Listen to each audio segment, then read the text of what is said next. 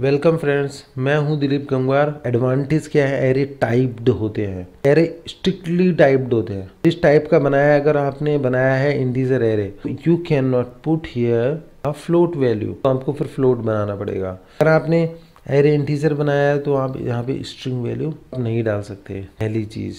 दूसरी चीज क्या है, हमारा मल्टीपल वैल्यूज स्टोर कर सकता है। एडवांटेज देख रहे हैं अपन, तो एक तो टाइप्ड है, इसका फायदा भी कि यहाँ टाइप्ड है तो सिक्योर है, कोई दूसरी वैल्यू नहीं डलेगी। तो मल्टीपल वैल्यूज मीन्स हम एक एरे में बहुत सारी वैल्यूज स्टोर कर सकते हैं। और इंडेक्सिंग बेस्ड है, इंडेक्स बेस्ड है, फास्ट सर्च होगा, फास्ट एक्सेस हो जाएगा डाटा। जैसे हम बुक्स खरीदते हैं उसमें इंडेक्सिंग होती है तो हम फास्ट ढूंढ सकते हैं ना कोई चैप्टर। इसी तरीके से इसमें जीरो बेस्ड इंडेक्स है तो 0 1 2 3 इंडेक्सिंग पे वैल्यूज डली हुई है तो फट से निकल के आ जाती है। डिसएडवांटेज हम अगर देखते हैं तो सबसे इंपॉर्टेंट है कांट ग्रो इन साइज, ठीक है ना, at the run time values इतनी डली हुई हैं। तो कमेंट कर देता हूँ, ये है मेरा x, मैंने इसी एरे के अंदर 5th नंबर पोजीशन पे 5th इंडेक्स पे एक वैल्यू डाली है और मैं चाहता हूँ उस वैल्यू को प्रिंट कराना। क्या होगा बताइए, आपको एरर आ रही है? अगर मैं इसको बिल्ड करता हूँ तो आप देख लीजिए, build succeed, no problem.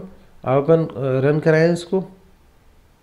Index out of range exception, मतलब जो आपकी इंडेक्स थी यानी रन टाइम एरर आ गई आपको, ठीक है ना।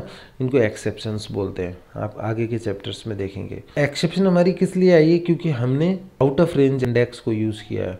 4 तक की इंडेक्स है, हमने 5 में वैल्यू डाल दी। No, you can not do this. ये है हमारा can not grow in size. Run time पे आप आगे वैल्यू नहीं डाल सकते इंडेक्स के आगे, तो आपने कंपाइल टाइम पे डिक्लेयर कर दिया, उतनी ही वैल्यू डलेंगी। उसके बाद फिक्स इंडेक्सिंग सिस्टम, जैसे हमारे दूसरे कलेक्शंस हैं जो आगे हम बात करेंगे, डिक्शनरी है, टेबल है, कुछ ऐसे कलेक्शंस हैं जिसमें हम इंडेक्सिंग हम अपनी मर्जी से कर सकते हैं।